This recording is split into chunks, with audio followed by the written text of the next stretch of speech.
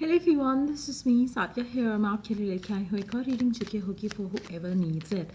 Topic reading का रहेगा उन लोगों के लिए जो राइट नाउ नो कॉन्टैक्ट की सिचुएशन में हैं और जानना चाहते हैं कि क्या नेक्स्ट 48 आवर्स में आपके पर्सन से कोई भी बातचीत हो पाएगी, हाँ या ना।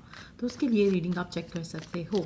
इस रीडिंग में हम आपके पर्सन के मैसेजेस भी ऐड करेंगे, सो स्टे ट्यून्ड। और रीडिंग शुरू करने से पहले रिमाइंड करवा दूँ कि ये एक जनरल रीड है, सबके साथ मैच कर भी सकती है और नहीं भी।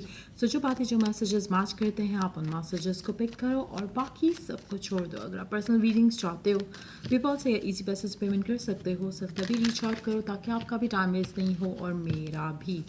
So let's dive into the read and let's find out कि क्या नेक्स्ट 48 आवर्स में आपके पर्सन से कोई भी बातचीत हो पाएगी, हाँ या ना। सी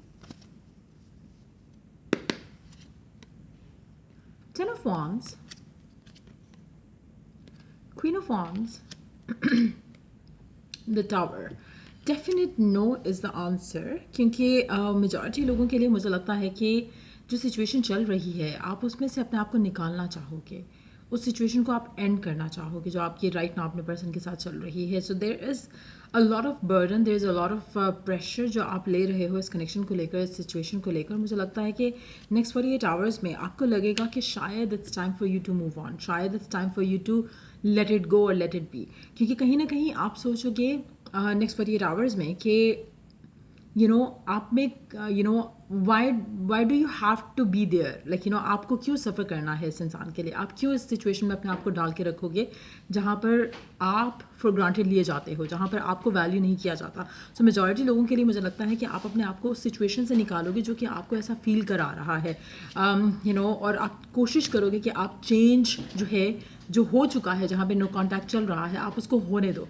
मेजॉरिटी लोगों के लिए मुझे लगता है कि अनएक्सपेक्टेडली आप you are going to take your power back in your hands. कुछ ऐसा होगा, चाहे वो इंट्यूटिवली होता है, चाहे वो थ्रू ड्रीम्स और साइंस होता है, लेकिन कुछ ऐसा अनएक्सपेक्टेडली होगा जो कि शायद आप में से वो लोग भी राइट नाउ जो सोच रहे हैं कि नहीं मैं तो गिव अप नहीं करूँगा कनेक्शन पे, या मैं तो ऐसे नहीं सोचूंगा, मैं तो आई लव माई पर्सन और दिस एंड दैट। लेकिन नेक्स्ट 48 आवर्स में ऐसा कुछ होगा जिससे आपके दिल में जो आपका पर्सन है, जो सिचुएशन है, उसको लेकर एक आपका डिफरेंट पर्सपेक्टिव डेवलप होगा, जिसके बाद आप अपनी ज़िंदगी में अपने आप को प्रायोरिटाइज करना सीखोगे और चाहोगे कि आप इस इंसान के बारे में ज़्यादा नहीं सोचो और अपने आप को चेंज करो।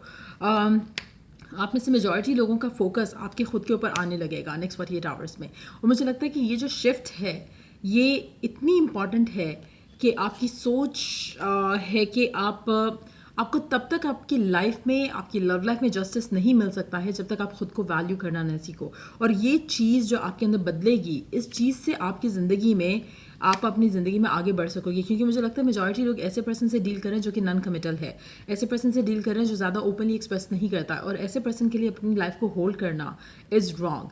काफ़ी हद तक आपका पर्सन जो है वो उसके साथ आपका जो कनेक्शन है वो मुझे लगता है कि it can be sexual, it can be more of a fun relationship than a loving relationship. एक फ्रेंडली रिलेशनशिप से ज़्यादा फन और सेक्शुअल रिलेशनशिप हो सकता है आपका मेजॉरिटी लोगों के लिए।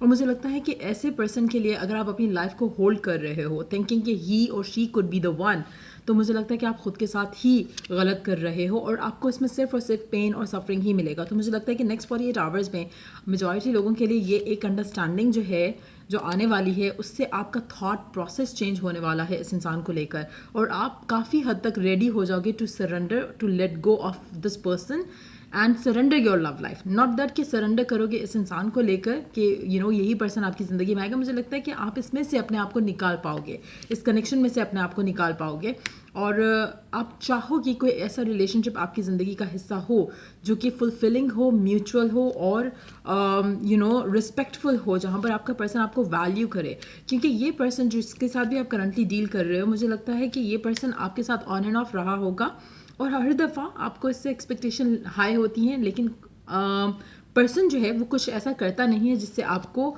लगे कि फ्यूचर कुछ हो सकता है इस इंसान के साथ। सो मुझे लगता है कि आपका प्यार इस इंसान के लिए जो है वो आपके माइंड में एक इसका डिफरेंट इमेज रखता है मेजॉरिटी लोगों के लिए।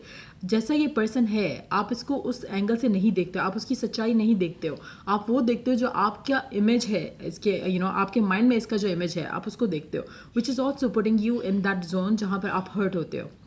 क्योंकि इस पर्सन ने शायद आपको होप दिलाई नहीं है, लेकिन आपके माइंड में जो इसका इमेज है उससे आपको बहुत होप्स हैं, जो कि पर्सन का इमेज नहीं है।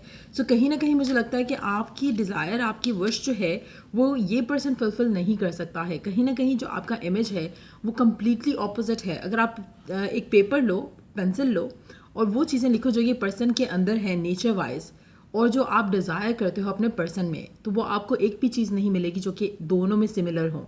इसीलिए आपकी लव लाइफ इस इंसान के साथ आगे नहीं बढ़ रही। और मुझे लगता है कि ये वो अंडरस्टैंडिंग है जो आपको नेक्स्ट 48 आवर्स में आएगी, जिसके बाद आप अपनी ज़िंदगी में आगे बढ़ना चूज़ करोगे, वो डिसीजंस लोगे जो शायद आपने कभी नहीं लिए। तो नेक्स्ट 48 आवर्स में क्या आपकी कम्युनिकेशन हो रही है? मुझे लग रहा है कम्युनिकेशन तो नहीं हो रही है, लेकिन you would be ready to make a decision, make a choice strong enough होकर, जहाँ पर आप इंट्यूटिवली फील करोगे कि it's better to be single than to be with this person. So आप अपने आप को काफ़ी हद तक मूव ऑन करवा लोगे नेक्स्ट 48 आवर्स में इस इंसान से। लेट्स सी के मैसेजेस क्या हैं इस इंसान के आपके लिए। लेट्स सी क्या कहना चाहता है आपका पर्सन आपसे। I wish I could share my good news with you. आपका पर्सन चाहता है कि वो आपसे कोई गुड न्यूज़ शेयर कर पाए। हो सकता है कि कोई गुड न्यूज़ ऐसी हो जो कि आपके लिए गुड न्यूज़ ना हो सकता है कि ऐसी कोई क्लैरिटी या अंडरस्टैंडिंग आपको मिले कि आपके पर्सन ऑलरेडी मूव कर रहे हैं, या वो ऑलरेडी अपनी ज़िंदगी में बढ़ रहे हैं, जिससे आपको वो क्लोजर मिले जो आप चाहते थे। सो वो भी चीज़ हो सकती है, लेकिन आपका पर्सन आपसे कोई गुड न्यूज़ शेयर करना चाहता है जो वो नहीं कर रहा, क्योंकि नो कॉन्टैक्ट सिचुएशन है। लेट्स सी, हो सकता है कि वो ट्रैवल अवे कर रहे हों। I can't stop thinking about you. कहीं ना कहीं आपका पर्सन आपसे कहना चाहता है कि वो आपके बारे में सोच रहा है, और ये I wish things could be different. वो विश कर रहा है कि चीज़ें डिफरेंट होती, तो ताकि आपसे वो बात कर पाता या आपसे चीज़ें शेयर कर पाता जो वो करना चाह रहा है। एक और कार्ड इस डेक से लेंगे। I am so attracted to you. आपका पर्सन कहना चाहता है कि वो आपकी तरफ बहुत ज़्यादा अट्रैक्टेड है।